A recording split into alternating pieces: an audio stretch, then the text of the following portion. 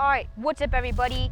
So it is quite a windy day, but anyways, we got the software update and we got the mobile dashcam viewer, guys. So here it is, take a look at this.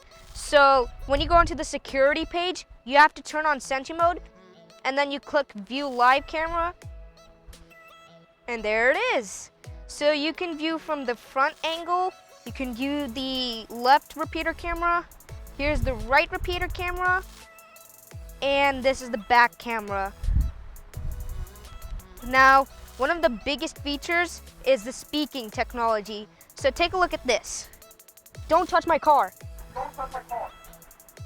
It uses the boombox technology for the speakers. So that is excellent, Tesla. So the other controls you have is you can obviously flash the lights. There you go. And you can also honk the horn.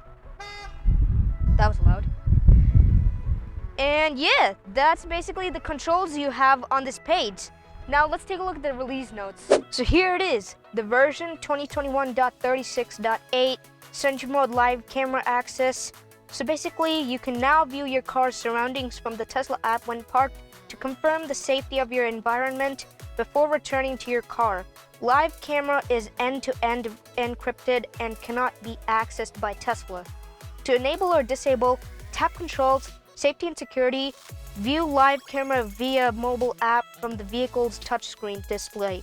Note, this feature requires iOS mobile app version 4.2.1 or higher and the premium connectivity.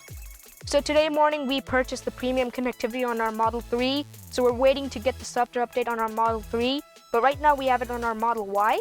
So basically you go into controls, safety and security, you scroll down, and here's the setting. So when we got the software update, it was off by default, but I switched it, and then I switched it on, and we had the feature. And then when you click the button right here, it gives you some more info about this feature. Alright, so since this video is related to Sentry mode, we're gonna do a quick alarm demo, and here it is.